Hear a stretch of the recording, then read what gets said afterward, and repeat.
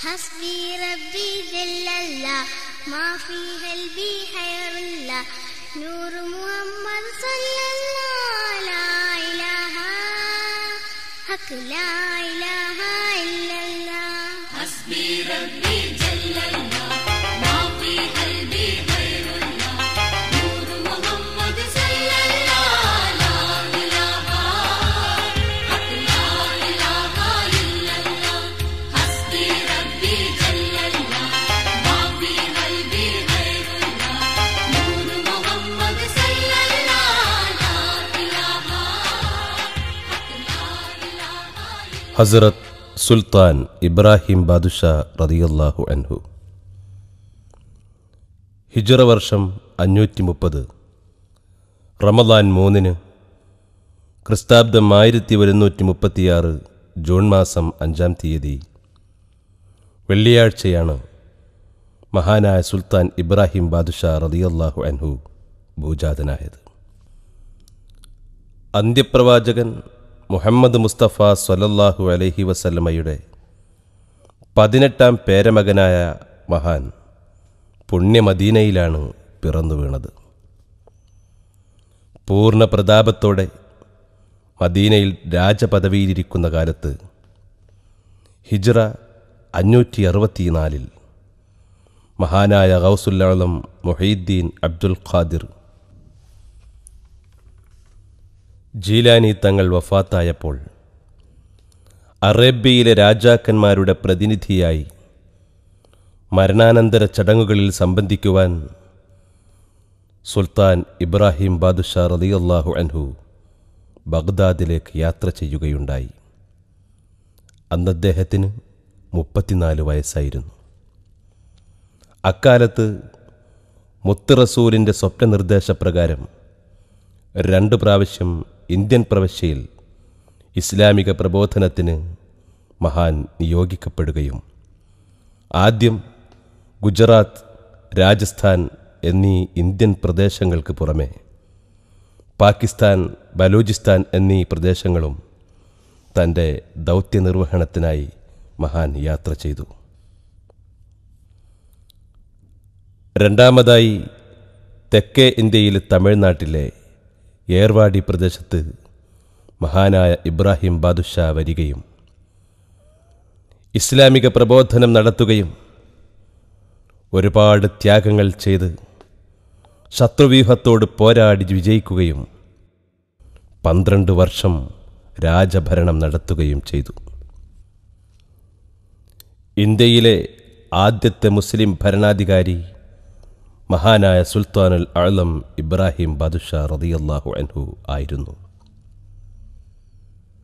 ഹിജ്റ വർഷം 595 ദുൽഖഅദ 23-ാം തീയതി ക്രിസ്താബ്ദം 1199 സെപ്റ്റംബർ 16-ാം തീയതി വ്യാഴാഴ്ച മഹാൻ ഏർവാടിയിൽ ഷഹീദായി.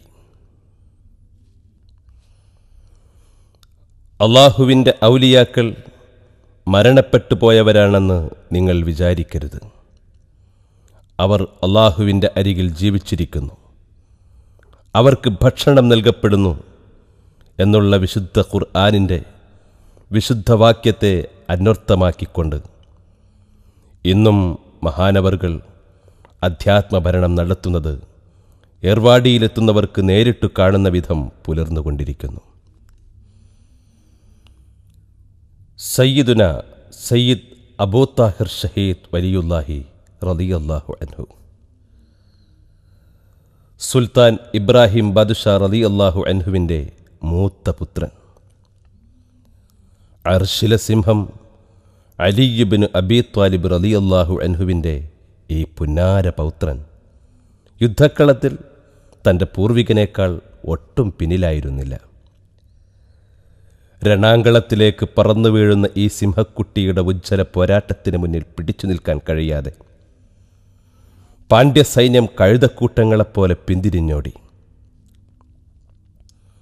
ശത്രുവിൻ്റെ ഒരു പത്മവ്യൂഹത്തിനും തടുത്തു നിർത്താനാവാത്ത ആ വീരശൂര പരാക്രമിയെ സന്ധിസംഭാഷണത്തിനെന്ന വ്യാജേന ശത്രുതാവളത്തിലേക്ക് വിളിച്ചു വരുത്തി കൊടും വഞ്ചകരായ പാണ്ഡ്യസൈന്യം അദ്ദേഹത്തെ അമ്പെയ്ത് വധിക്കുകയായിരുന്നു. 36 കൂരമ്പുകൾ തൻ്റെ ഇടനെഞ്ചിലേറ്റുവാങ്ങി ആ ധീരസിംഹം അള്ളാഹുവിൻ്റെ ദീനിനു വേണ്ടി രക്തസാക്ഷിയായി.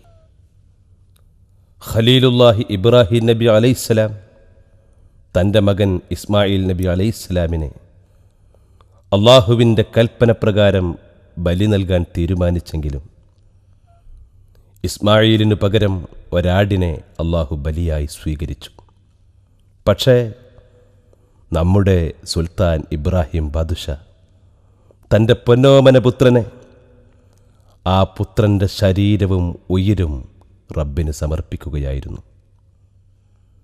ഇബ്രാഹിം ബാദുഷാ തങ്ങളുടെ ദർഗയിൽ മഹാനായ ബാദുഷാ തങ്ങളുടെ ഉമ്മ സയ്യിദത്ത് ഫാത്തിമ, മാതൃസഹോദരപുത്രൻ സയ്യിദ് സൈനുൽ ആബിദീൻ എന്നീ 2 പേരുടെ ദർഗകൾ സ്ഥിതി ചെയ്യുന്നു. സയ്യിദത്തുന സയ്യിദ അലി ഫാത്തിമ ഉമ്മ ഇബ്രാഹിം ബാദുഷാ റളിയല്ലാഹു അൻഹുവിൻ്റെ സഹധർമ്മിണി, മദീനയിലെ പ്രഭുവായ സയ്യിദ് അബുൽ ഖാസിം തങ്ങളുടെ മകളായ ഇവരെ ബാദുഷാ തങ്ങൾ തൻ്റെ ജീവിത സഖിയായി സ്വീകരിക്കുകയായിരുന്നു. ഹിജ്റ 555 ഈ മാതൃകാ ദമ്പതികളുടെ വിവാഹം മംഗളമായി നടന്നു. അവർക്ക് അബൂ ത്വാഹിർ, സൈനുൽ ആബിദീൻ എന്നീ 2 ആൺമക്കളെ അള്ളാഹു നൽകി. യുദ്ധക്കളത്തിൽ നമസ്കാര സമയമായാൽ യോദ്ധാക്കൾ നമസ്കരിക്കുമ്പോൾ അവർക്ക് കാവൽ നിൽക്കുന്ന പട്ടാളത്തിൻ്റെ സൈന്യാധിപതിയായിരുന്നു ഈ മഹദി. സന്താനഭാഗ്യമില്ലാത്ത ദമ്പതികൾ ഇവരുടെ മഖ്ബറയിൽ തൊട്ടിൽ കെട്ടിയാൽ സന്താനഭാഗ്യം നേടി സന്തോഷത്തോടെ മടങ്ങുന്ന കാഴ്ച നമുക്ക് കാണാം.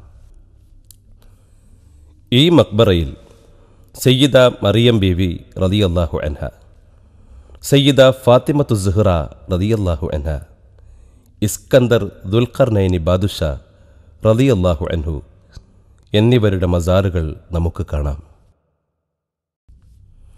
സയ്യിദ് അബ്ദുർ റസാഖ് റളിയല്ലാഹു അൻഹു, ഡോക്ടർ ജീലാനി ഉമ്മ, മഹമൂദ ഉമ്മ, സുഹ്റ ഉമ്മ എന്നീ 4 പേർ ഈ മസാർ ഷരീഫിൽ അന്ത്യവിശ്രമം കൊള്ളുന്നു.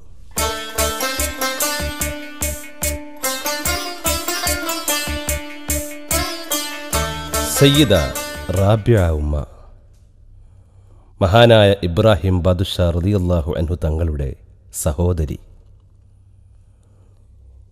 ഇവരുടെ മകൾ സൈനബ എന്നവരെയാണ് ഇബ്രാഹിം ബാദുഷായുടെ ദത്തുപുത്രൻ ഇസ്ഹാഖ് റളിയല്ലാഹു അൻഹു എന്നവർ ഭാര്യയായി സ്വീകരിച്ചത്.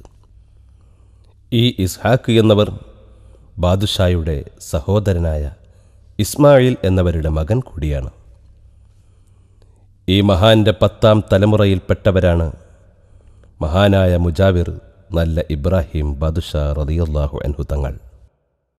യാ നബിയല്ലാഹ് യാ റസൂലല്ലാഹ് യാ ഹബീബല്ലാഹ് സലാമുൻ അലൈക്കും യാ നബിയല്ലാഹ് യാ റസൂലല്ലാഹ് യാ ഹബീബല്ലാഹ്.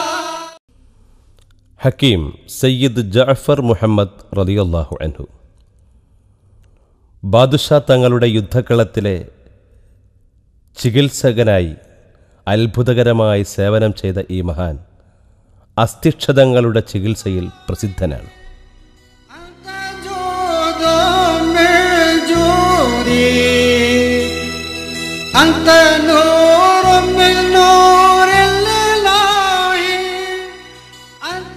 ഹക്കീം മുഹമ്മദ് യൂസുഫ് റളിയല്ലാഹു അൻഹു, ഇബ്രാഹിം ബാദുഷാ തങ്ങളുടെ വൈദ്യസംഘത്തിലെ ഒരു പ്രഗത്ഭനാണ് ശാന്തശീലനായ ഈ മഹാൻ. യാ ഹബീബല്ലാഹ് സലാമുൻ അലൈക്കും യാ നബിയല്ലാഹ് യാ റസൂലല്ലാഹ് യാ ഹബീബല്ലാഹ്. സയ്യിദ് ഷംസുദ്ദീൻ റളിയല്ലാഹു അൻഹു, സയ്യിദ് ഖമറുദ്ദീൻ റളിയല്ലാഹു അൻഹു, സയ്യിദ് നൂറുദ്ദീൻ റളിയല്ലാഹു അൻഹു. ഇവർ മക്കയിലെ രാജകുമാരന്മാരും ന്യായാധിപന്മാരുമായിരുന്നു. യുദ്ധക്കളത്തിൽ വീരശൂര പരാക്രമിയായി അറിയപ്പെടുന്ന സയ്യിദ് ഷംസുദ്ദീൻ റളിയല്ലാഹു അൻഹുവിന് സാഹിബുസ്സൈഫ് എന്നൊരു സ്ഥാനപ്പേർ കൂടിയുണ്ട്. നേരിട്ടെതിർത്ത് തോൽപ്പിക്കാനാവാത്ത ഈ മഹാനെ അസ്ർ നമസ്കാര വേളയിൽ ശത്രുക്കൾ വധിക്കുകയായിരുന്നു. അങ്ങനെ ആ പുണ്യപുരുഷൻ സുജൂദിലായിക്കൊണ്ട് അള്ളാഹുവിൻ്റെ സ്വർഗലോകത്തേക്ക് യാത്രയായി. ഏർവാടിയിൽ നിന്നും 50 കിലോമീറ്റർ അകലെ വൈപ്പാർ എന്ന പുഴയോരത്താണ് ഇദ്ദേഹം ഷഹീദായി വീണത്. വലിയുല്ലാഹി നല്ല ഇബ്രാഹിം ബാദുഷാ റളിയല്ലാഹു അൻഹു ബംഗാൾ ഉൾക്കടലിൻ്റെ തീരത്ത് ദീനുൽ ഇസ്ലാമിൻ്റെ തങ്കക്കിരണങ്ങൾ വിതറിക്കൊണ്ട് ഒരു ജനതയെ മുഴുവൻ ഹിദായത്തിൻ്റെ സ്വർണ്ണത്തൊട്ടിലിൽ താരാട്ടിയ ഈ മഹാൻ ഏർവാടിയിൽ സുൽത്താൻ ഇബ്രാഹിം ബാദുഷായുടെ തിരുസന്നിധിയിൽ നിദ്ര കൊള്ളുന്നു. അക്കാലത്ത് ഏർവാടിയിലെ രാജാവായിരുന്ന സേതുപതി രാജാവിന് കറാമത്തിലൂടെ സന്താനഭാഗ്യം നൽകിയതിന് പകരമായി ഏർവാടി പരിസരത്ത് 6000 ഏക്കർ ഭൂമി രാജാവ് നല്ല ഇബ്രാഹിം ബാദുഷാക്ക് ഇഷ്ടദാനമായി പതിച്ചുകൊടുത്തു. ബാദുഷാ തങ്ങളുടെ 11ാം പേരമകനായ മഹാനായ നല്ല ഇബ്രാഹിം ബാദുഷാ തങ്ങളുടെ പിൻഗാമികളാണ് ഇപ്പോൾ ഏർവാടി ദർഗയുടെ പരിപാലനം നടത്തിക്കൊണ്ടിരിക്കുന്നത്. സലാമുൻ അലൈക്കും യാ നബി അല്ലാഹ് യാ റസൂലല്ലാഹ് യാ ഹബീബല്ലാഹ് ലാ ഇലാഹ ഇല്ലല്ലാഹ് മുഹമ്മദുർ റസൂലുള്ളാഹ് യാ who yeah Allah. أنت سير من سير الله أنت شفيع. വസീറുൽ അഅ്ലം Ameer Abbas റളിയല്ലാഹു അൻഹു തുർക്കിയിലെ ഉസ്മാനിയ ഖലീഫ മഹ്മൂദ് ബാദുഷായുടെ പ്രധാനമന്ത്രിയായ ഈ മഹാൻ അതിബുദ്ധിമാൻ, ക്ഷമാശീലൻ എന്നീ നിലകളിൽ പ്രസിദ്ധനായിരുന്നു. ശാന്തനാണെങ്കിലും മാതൃശധീരനായ ഇദ്ദേഹം ദീനിനു വേണ്ടി തൻ്റെ വാൾ ഊരിയെടുത്താൽ ശാന്തതയാൽ ചന്ദ്രസമാനമായ തൻ്റെ പൂമുഖത്ത് ഗാംഭീര്യത്തിൻ്റെ സൂര്യ തേജസ് കത്തിജ്വലിക്കുമായിരുന്നു. ദീനീ പ്രബോധനത്തിനെത്തിയ നമ്മൾ ആരെയും ആക്രമിക്കുവാനല്ല, മറിച്ച് എതിരാളികളുടെ വാൾമുനയിൽ നിന്ന് സ്വന്തം ശരീരങ്ങളെ പ്രതിരോധിക്കാനാണ് വാളെടുക്കാൻ നിർബന്ധിതരായതെന്ന് തൻ്റെ നയം മഹാൻ വിളംബരപ്പെടുത്തുമായിരുന്നു.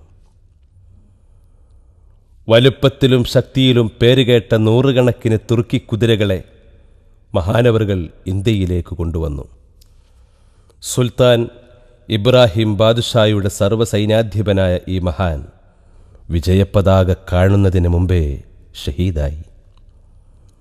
ഹിജ്റ വർഷം 583 ദുൽഖഅദ 3 1187 ജനുവരി 4-ാം തീയതി തിങ്കളാഴ്ച ഈ പുണ്യപുരുഷൻ പരലോകം പുൽകി. പിൽക്കാലത്ത് അബ്ബാസ് മന്ത്രി എന്ന ചുരുക്കപ്പേരിൽ ജനങ്ങൾ ആദരപൂർവ്വം മഹാനെ ഓർക്കും.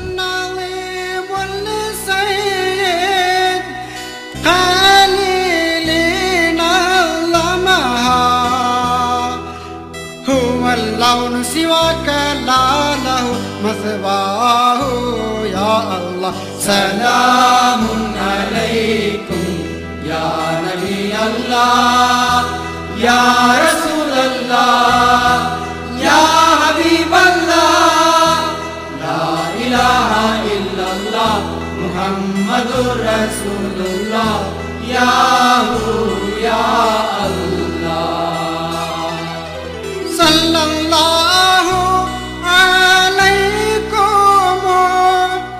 വആലിഹി വസഹ്ബിഹി.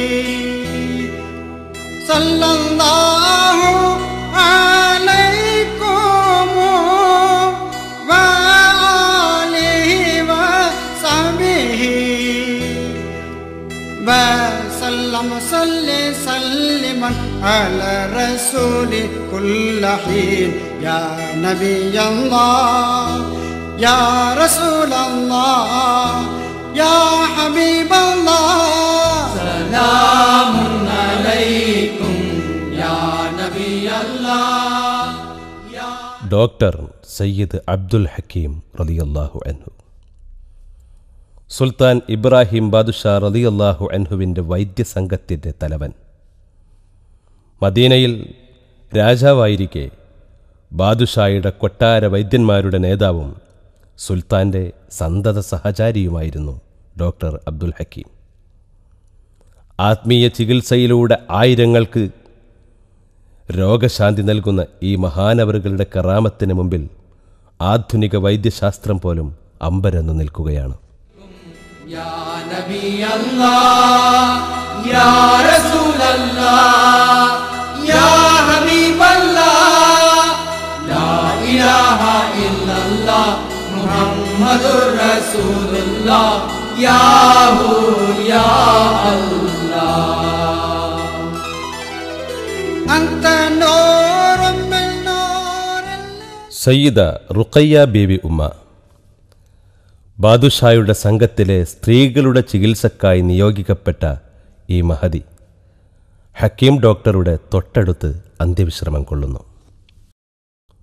വീരർ അബ്ദുല്ലാ ഷഹീദ് വലിയുല്ലാഹി റളിയല്ലാഹു അൻഹു ഘോരയുദ്ധത്തിനു ശേഷം വിജയപതാക ഉയർത്താൻ നിയോഗിക്കപ്പെട്ട മഹാൻ. പാണ്ഡ്യരാജാവിൻ്റെ മീൻകൊടിയഴിച്ച് തൽസ്ഥാനത്ത് ദീൻകുടി ഉയർത്തുമ്പോൾ ഒളിച്ചുനിന്ന ഒരു ശത്രു സൈനികൻ അദ്ദേഹത്തിന് നേരെ ചാട്ടുളി പ്രയോഗിച്ചു. ആയുധം തൻ്റെ തിരുവയറ്റിൽ തുളച്ചുകയറി കുടൽമാല പുറത്തേക്ക് വന്നപ്പോൾ തൻ്റെ തലപ്പാവഴിച്ച് വയർ ബന്ധിച്ചുകൊണ്ട് ഒട്ടും തളരാതെ മഹാൻ കൊടി ഉയർത്തി. ഉയരത്തിൽ പാറിക്കളിക്കുന്ന വിശുദ്ധ പതാകയെ നോക്കി മഹാനവറുകൾ അള്ളാഹുവിൻ്റെ അരികിലേക്ക് യാത്രയായി. വിജയം. അജ്ഞതയുടെ ഇരുളിൽ മൂടപ്പെട്ട ഒരു യുഗം. അവിശ്വാസികളും അപരിഷ്കൃതരുമായ ഒരു ജനത. ക്രൂരനും മേഘാധിപതിയുമായ ഭരണാധികാരി. അവർക്കിടയിലേക്ക് മദീനത്തുനിന്നും ഒരു ദിവ്യജ്യോതി പ്രത്യക്ഷമായി. ലോകൈക പ്രവാചകന്റെ പൊന്നോമന പൗത്രൻ ഹസ്രത്ത് സുൽത്താൻ ഇബ്രാഹിം ബാദുഷാ റളിയല്ലാഹു അൻഹു അറിവിൻ്റെ നിറദീപവുമേന്തി ഇന്ത്യയിലെത്തി. മദീനയിലെ രാജാധികാരവും പദവിയും ഉപേക്ഷിച്ച്, നാടും വീടും ഉപേക്ഷിച്ച് മഹാനവറുകൾ ദീനിനു വേണ്ടി സർവം ത്യജിച്ചുകൊണ്ട് യാത്രയായി. ശാന്തിയും സ്നേഹവും സമാധാനവും സമ്മേളിച്ച അധ്യാത്മപ്രഭാവത്തിൻ്റെ ആ ഉജ്ജ്വല തേജസ്സിനെ അന്നത്തെ ജനങ്ങൾക്ക് ഉൾക്കൊള്ളാൻ സാധിച്ചില്ല. സത്യത്തിന് മുഖം കൊടുക്കാതെ പുറംതിരിഞ്ഞ നിഷേധി സമൂഹത്തിനെ മഹാൻ ആദ്യം സഹനം കൊണ്ടും ക്ഷമ കൊണ്ടും നന്മയിലേക്ക് ക്ഷണിച്ചു. പക്ഷേ ക്രൂരതയുടെ മനുഷ്യരൂപങ്ങൾ ആ ദീപഗോപുരത്തെ ഉരുക്കുമുഷ്ടി കൊണ്ട് തകർക്കാൻ തുനിഞ്ഞപ്പോൾ ആ പുണ്യപുരുഷൻ്റെ രാജഭാവം ഉണർന്നു. ജലാലിയത്തിൻ്റെ തീജ്വാലയിൽ മുഖകമലം സൂര്യ തേജസ്സായി. ആത്മീയതയുടെ സൗമ്യഭാവം കൈവരിച്ച ചുടുനിശ്വാസങ്ങൾ കൊടുങ്കാറ്റായി രൂപം പ്രാപിച്ചു. പിന്നെ ഒരു മുന്നേറ്റമായിരുന്നു. ആ മുന്നേറ്റത്തിൽ അസത്യത്തിൻ്റെ നെടുങ്കോട്ടകൾ തകർന്നു തരിപ്പണമായി. വെളിച്ചം വന്നുദിച്ചപ്പോൾ ഇരുട്ട് ഓടി ഒളിച്ചു. ആഞ്ഞടിച്ച ആദർശത്തിൻ്റെ ചുഴലിക്കാറ്റിൽ കാപട്യത്തിൻ്റെ കടലാസു കഷ്ണങ്ങൾ ചിതറിത്തെറിച്ചു. അങ്ങനെ നെറികേടിൻ്റെ, ഏകാധിപത്യത്തിൻ്റെ ക്ഷുദ്രപതാകയെ താഴെ ഇറക്കി തൽസ്ഥാനത്ത് ശാശ്വത വിജയത്തിൻ്റെ വിജയപതാക മഹാനായ സുൽത്താൻ ഇബ്രാഹിം ബാദുഷാ തങ്ങൾ ഉയർത്തി. ഹിജ്റ 583 ദുൽഖഅദ 10, 1187 ജനുവരി 11 തീയതി തിങ്കളാഴ്ച. ഇന്ത്യ മഹാരാജ്യത്ത് ഐതിഹാസികമായ ഇസ്ലാമിക മുന്നേറ്റത്തിന് തുടക്കം കുറിച്ചു. മഹാനായ ബാദുഷാ ഇന്ത്യയുടെ ഭരണസാരഥ്യം ഏറ്റെടുത്തു. രാജാവായി 12 വർഷവും 12 ദിവസവും ശരീഅത്ത് ഭരണം നടത്തിയ ബാദുഷായുടെ ഭരണകാലത്തെ വിവരങ്ങളെക്കുറിച്ച് തമിഴ്നാട്ടിലെ പ്രസിദ്ധങ്ങളായ ക്ഷേത്രങ്ങളിലെ ശിലാലിഖിതങ്ങളിൽ ഇന്നും മായാതെ രേഖപ്പെടുത്തപ്പെട്ടിരിക്കുന്നു. 12-ാം നൂറ്റാണ്ടിലെ തമിഴിലെ പുരാതന ഗ്രന്ഥങ്ങളിൽ ഇബ്രാഹിം ബാദുഷായുടെ ഭരണകാലത്തെക്കുറിച്ചുള്ള വിവരങ്ങൾ കാണാം. ചന്ദനപ്പീർ ഷഹീദ് വലിയുല്ലാഹി റളിയല്ലാഹു അൻഹു. മഹാനവറുകളുടെ യഥാർത്ഥ നാമം ദുൽഫിഖാർ അലിഖാൻ എന്നായിരുന്നു. മുൻ സോവിയറ്റ് യൂണിയനിലെ അസർബൈജാനിലാണ് മഹാനായ ചന്ദനപ്പീർ ഷഹീദ് വലിയുല്ലാഹിയുടെ സ്വദേശം. ബാദുഷായുടെ സിന്ധ് പ്രവിശ്യയിലെ ഗവർണറായിരുന്നു ഈ മഹാൻ. തെന്നിന്ത്യൻ വിജയത്തിനു ശേഷം ബാദുഷാ ഈ മഹാനെ തൻ്റെ അരികിലേക്ക് വിളിച്ചു വരുത്തി തൻ്റെ പേഴ്സണൽ സെക്രട്ടറിയായി നിയോഗിച്ചു. ശൈത്യരാജ്യക്കാരനായ മഹാൻ തെക്കേ ഇന്ത്യയുടെ അത്യുഷ്ണം കാരണം സൂര്യാഘാതം നേരിട്ട് മഹാനവകളുടെ ശരീരത്തിൽ പോറലുകളുണ്ടായപ്പോൾ ശരീരം മുഴുവൻ ചന്ദനം പൂശുക പതിവായിരുന്നു. ഇക്കാരണത്താലാണ് മഹാനവറുകളെ ചന്ദനപ്പീർ എന്ന് വിളിക്കുന്നത്.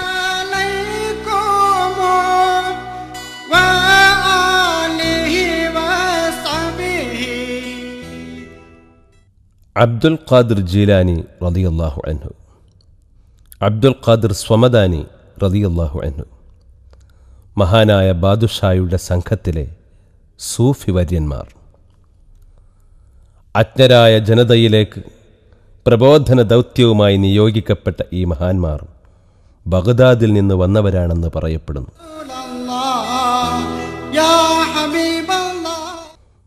ബൽഖീസ് ഉമ്മ റളിയല്ലാഹു അൻഹ യോദ്ധാക്കൾക്ക് വെള്ളവും ഭക്ഷണവും ആയുധങ്ങളും യഥാസമയത്ത് എത്തിച്ചു കൊടുക്കുന്ന സഹായ സംഘത്തിലെ ഒരംഗം.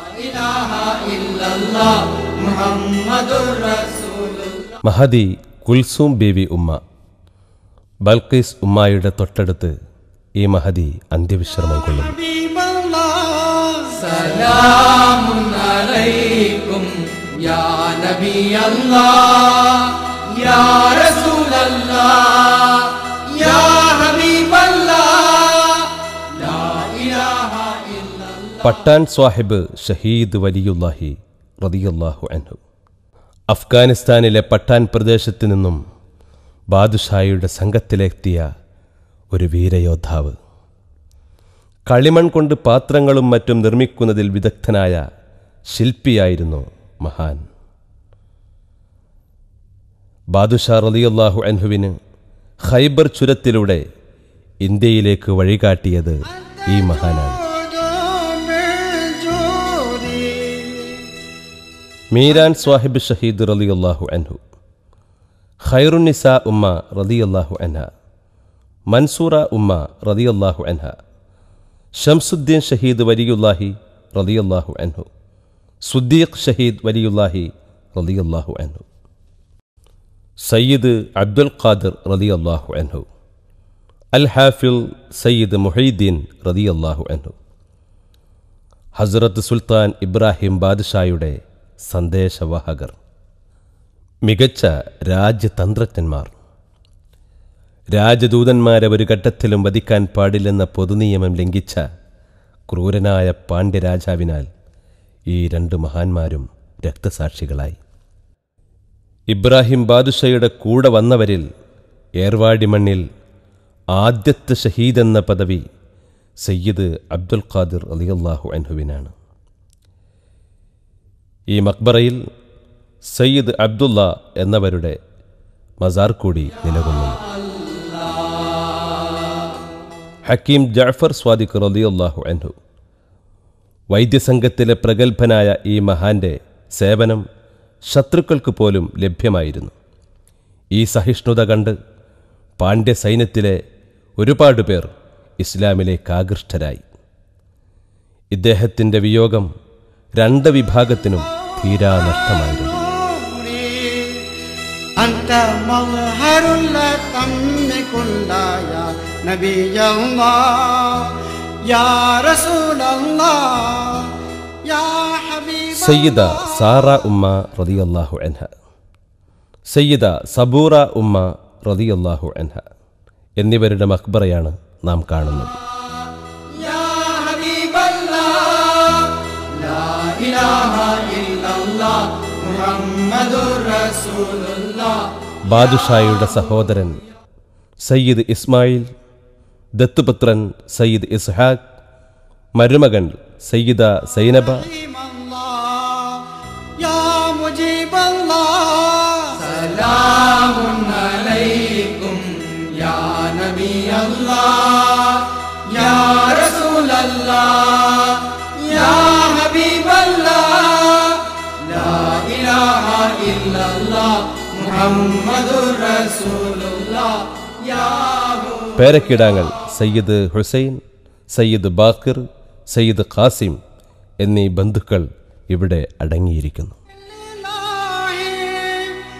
أنت شافع المذنبين أنت سر من سر الإله أنت شافع المذنبين أنت شافي للسقيم أنت مجيب للداعي سلام عليكم. അള്ളാഹുവിൻ്റെ ഔലിയാക്കൾ. അലാ ഇന്ന ഔലിയാ അല്ലാഹി ലാ ഖൗഫുൻ അലൈഹിം വലാഹും യഹ്സനൂൻ. അറിയുക, തീർച്ചയായും അള്ളാഹുവിൻ്റെ ഔലിയാക്കൾ, അവർക്ക് ഭയമോ വ്യസനമോ ഇല്ല. ഇത് വിശുദ്ധ ഖുർആനിൽ വിവരിച്ചതാണ്. മനുഷ്യപിതാവ് ആദം നബി അലൈഹിസ്സലാം മുതൽ ദീനീ പ്രബോധനത്തിനു വേണ്ടി അള്ളാഹു നിയോഗിച്ച പുണ്യപുരുഷന്മാരാണ് അംബിയ മുർസലീങ്ങൾ. എന്നാൽ അന്ത്യപ്രവാചക പ്രഭു മുഹമ്മദ് മുസ്തഫ സ്വല്ലല്ലാഹു അലൈഹി വസല്ലമ തങ്ങളോടുകൂടി ആ നബുവത്ത് സമ്പൂർണമായി. പിന്നീട് ദീനീ പ്രബോധനമെന്ന പുണ്യദൗത്യം ഔലിയാക്കളിലൂടെ അള്ളാഹു തുടരുകയും ചെയ്തു. ശ്രേഷ്ഠമായ പുണ്യകർമ്മങ്ങളിലൂടെ, നിരന്തരമായ ധ്യാനത്തിലൂടെ, മനസ്സിലെ മാലിന്യങ്ങളോടും മ്ലേച്ഛമായ വികാരവിചാരങ്ങളോടും ആത്മീയ യുദ്ധം ചെയ്ത് യഥാർത്ഥമായ ജ്ഞാനത്തെ പ്രാപിക്കുമ്പോൾ അള്ളാഹു അവൻ്റെ ഇഷ്ടദാസന്മാർക്ക് വിലായത്തിൻ്റെ പദവി നൽകുന്നു. ഖുദ്സിയായ ഹദീസിൽ പ്രവാചകൻ പറഞ്ഞു, അള്ളാഹു പറയുന്നു, നിർബന്ധമായ കടമകൾക്ക് പുറമെ ഐച്ഛികമായ ഇബാദത്തിലൂടെ അടിമ എന്നിലേക്കടുക്കുമ്പോൾ അവൻ്റെ കൈയും കാലും കണ്ണും കാതും ഞാനാകുന്നു. അത് അനശ്വരമായ ദിവ്യാനുരാഗത്തിലൂടെ അള്ളാഹുവിൽ വിലയം പ്രാപിച്ച പുണ്യാത്മാക്കൾ, അള്ളാഹുവിൻ്റെ ഔലിയാക്കൾ. അവരിൽ നിന്നും അമാനുഷികമായ പല അത്ഭുതങ്ങളും പ്രകടമാകും. അത് പൊതുവെ കറാമത്ത് എന്നറിയപ്പെടുന്നു. ഇത്തരത്തിൽ അള്ളാഹുവിനോടടുത്ത പുണ്യപുരുഷന്മാരിൽ അഗ്രേസരനാണ് മഹാനായ സുൽത്താൻ ഇബ്രാഹിം ബാദുഷാ റളിയല്ലാഹു അൻഹു. വിലായത്തിൻ്റെ കരുത്തും കറാമത്തിൻ്റെ കാരുണ്യവും കൊണ്ട് ഇന്നും ആ മഹാൻ ലക്ഷക്കണക്കിന് മനുഷ്യാത്മാക്കൾക്ക് അനുഗ്രഹത്തിൻ്റെ പൂമഴ വർഷിച്ചുകൊണ്ട് ഏർവാടിയെ മറ്റൊരു മദീനയാക്കി ആ രാജജ്യോതി ലോകത്തിനെന്നും പ്രഭ വിതറുകയാണ്. വിവിധ ഭാഗങ്ങളിൽ നിന്നും ഏർവാടിയിലേക്കൊഴുകിയെത്തുന്ന വിശ്വാസികളാൽ ദർഗയും പരിസരവും ജനസാന്ദ്രമായിരിക്കും.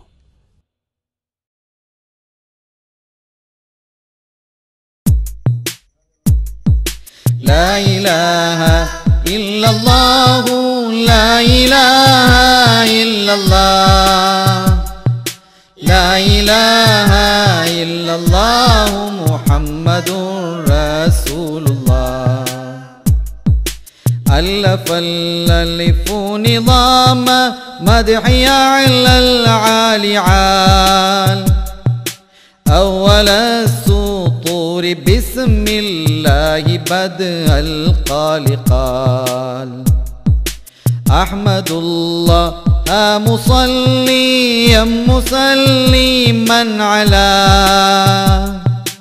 أحمد والآل والأصحاب من للآليال بالغ المدعى في أوصافه فما بلغ بالغ معشار ما أوتي بما في البال بال تاه قلبي مذ أتيت واديا قاف ما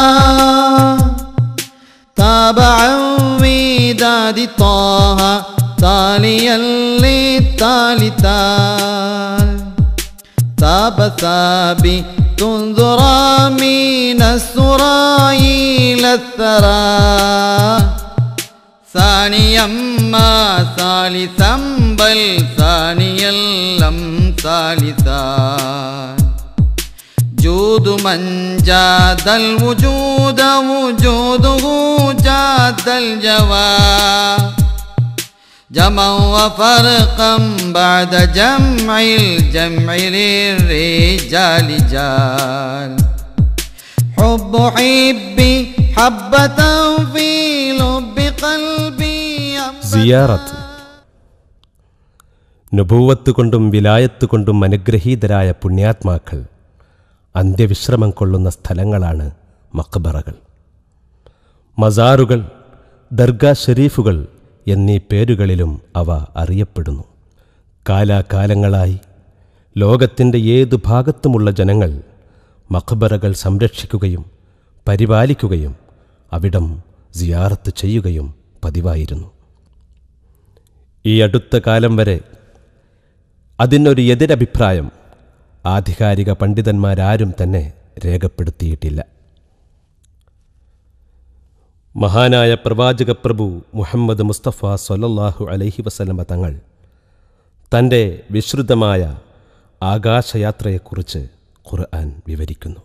അതിൽ നബി സ്വല്ലല്ലാഹു അലൈഹി വസല്ലമ തങ്ങളെ മസ്ജിദുൽ അഖ്സായിലേക്ക് അള്ളാഹു കൊണ്ടുപോയതും അവിടം നബി ചെലവഴിച്ചതും ആ പുണ്യഗേഹത്തിനു ചുറ്റും അമ്പിയാക്കളുടെ മഖ്ബറകളാൽ അനുഗ്രഹീതമായത് കൊണ്ടാണെന്ന് ഖുർആൻ വ്യാഖ്യാതാക്കൾ സ്ഥിരീകരിക്കുന്നു.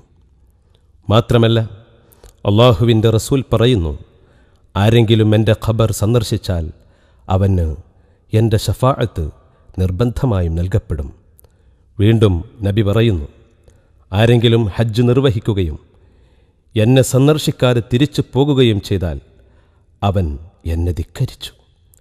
ഇതുപോലെ എത്രയെത്ര ദിവ്യസൂക്തങ്ങൾ നമുക്ക് വിവരിക്കാൻ കഴിയും. നബി സ്വല്ലല്ലാഹു അലൈഹി വസല്ലമ പറഞ്ഞു, ഞാൻ ഖബർ സിയാറത്തിനെ വിലക്കിയിരുന്നു. എന്നാൽ ഇനി നിങ്ങൾ സിയാറത്ത് നടത്തിക്കൊള്ളുക. അത് നിങ്ങളെ ഐഹിക പരിത്യാഗികളാക്കുകയും പരലോക ചിന്ത നിങ്ങൾക്ക് നൽകുകയും ചെയ്യും. ഏതായാലും പുണ്യമുള്ള ഒരു കർമ്മമായി ലോക മുസ്ലിങ്ങൾ ഖബർ സിയാറത്തിനെ കരുതിപ്പോരുന്നു. ഏർവാടിയുടെ സ്ഥലപുരാണം. മഹാനായ സുൽത്താൻ ഷഹീദ് ഇബ്രാഹിം ബാദുഷാ റളിയല്ലാഹു അൻഹു ഷഹീദായ ശേഷം ബാദുഷായുമായുണ്ടായ യുദ്ധത്തിൽ മുറിവേറ്റ പാണ്ഡ്യരാജനും തൊട്ടടുത്ത ദിവസം തന്നെ മരണപ്പെട്ടു. രാജാവിൻ്റെ മകൻ കോലാഹല പാണ്ഡ്യനും ബാദുഷായുടെ ദത്തുപുത്രൻ ഇസാഹക്ക് എന്നവരും ഒരു ഒത്തുതീർപ്പിലെത്തി. ഏർവാടിയുടെ 12 ഭാഗം ഇസ്ഹാക്ക് എന്നവർ കൈവശം വച്ച് 11 ഭാഗം കോലാഹല പാണ്ഡ്യന് വിട്ടുകൊടുത്തു. കാലങ്ങൾക്ക് ശേഷം ബാദുഷായുടെ 11ാം പൗത്രൻ നല്ല ഇബ്രാഹിം ബാദുഷയാണ് ഏർവാടി ദർഗയുടെ പരിപാലനം ഏറ്റെടുത്തത്. രാമനാഥപുരത്തിനടുത്തുള്ള കിളിയൂരിലെ വൈഗൈ പുഴയോരത്തുനിന്ന് ഇബ്രാഹിം ബാദുഷായുടെ സ്വപ്ന നിർദ്ദേശം കേട്ട് ഏർവാടിയിലെത്തിയ നല്ല ഇബ്രാഹിം ബാദുഷ മഹാനായ സുൽത്താൻ ഇബ്രാഹിം ബാദുഷായുടെ ദർഗ പരിപാലനത്തിൽ മുഴുകി. ഇമാറത്തിലൂടെ കറാമത്തിലൂടെ ബാദുഷായുടെ ദർഗ ലോകമെങ്ങും കീർത്തി പ്രാപിച്ചു. അക്കാലത്ത് രാമനാഥപുരം രാജാവിന് സന്താനഭാഗ്യമില്ലാത്തതിനാൽ അദ്ദേഹം ദർഗയിൽ വന്ന് പ്രാർത്ഥിച്ചു. അദ്ദേഹത്തിന് വൈകാതെ ഒരാൺകുട്ടി ജനിച്ചു. സന്തോഷവാനായ രാജാവ് ദർഗാ പരിപാലനത്തിനു വേണ്ടി ഏർവാടിയുടെ പരിസരത്തുള്ള 6000 ഏക്കർ ഇഷ്ടദാനമായി നല്ല ഇബ്രാഹിം ബാദുഷാക്ക് പതിച്ചു കൊടുത്തു. രാജാവ് ആധാരമെഴുതിയ ചെമ്പു പട്ടയമാണ് നാം ഈ കണ്ടുകൊണ്ടിരിക്കുന്നത്.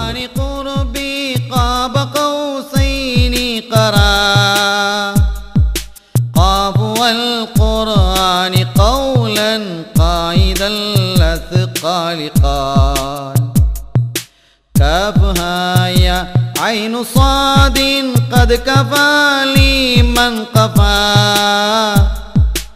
كافيا كل الأمور كثرة. പിന്നീട് ബ്രിട്ടീഷ് ഗവൺമെൻറ് ഈ ചെമ്പു പട്ടയത്തിൻ്റെ ആധികാരികത സാധൂകരിച്ച് ഒരു ഇനാം ഫയർ രജിസ്റ്റർ എന്ന സർട്ടിഫിക്കറ്റ് 1913 നൽകുകയുണ്ടായി.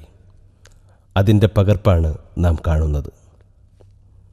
1952 ഇന്ത്യൻ സ്വാതന്ത്ര്യത്തിന് ശേഷം മദ്രാസ് ഗവൺമെൻറ് പങ്കാളിയായ ഒരു കേസിൽ ഈ ദർഗ ഉൾപ്പെട്ട 6000 ഏക്കർ ഭൂമി നല്ല ഇബ്രാഹിം ബാദുഷായുടെ പരമ്പരകൾക്ക് മാത്രം അവകാശപ്പെട്ടതാണെന്ന് വിധിയുണ്ടായി.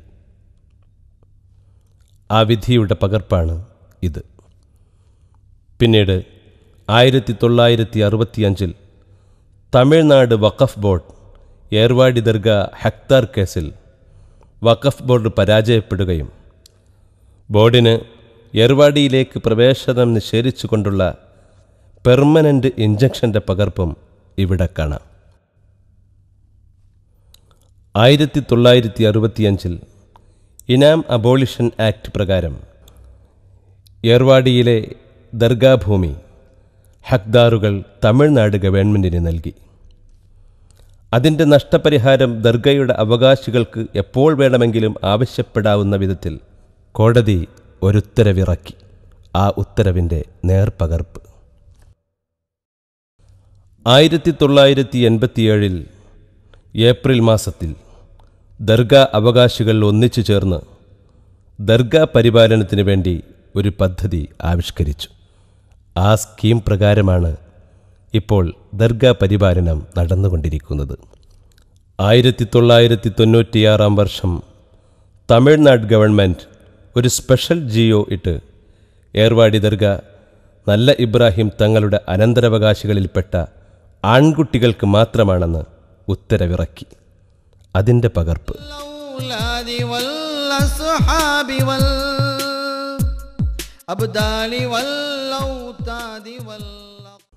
ഏർവാടി ദർഗാ ഷരീഫ് കെട്ടിടം ഹിജ്റ 1207 എഴുത്തിബാർ ഖാൻ എന്നവർ പേർഷ്യൻ മാതൃകയിൽ നിർമ്മിച്ചതാണിത്. ഈ വിവരം റൗളയുടെ പ്രധാന വാതിലിന് മുകളിൽ രേഖപ്പെടുത്തിയിരിക്കുന്നു.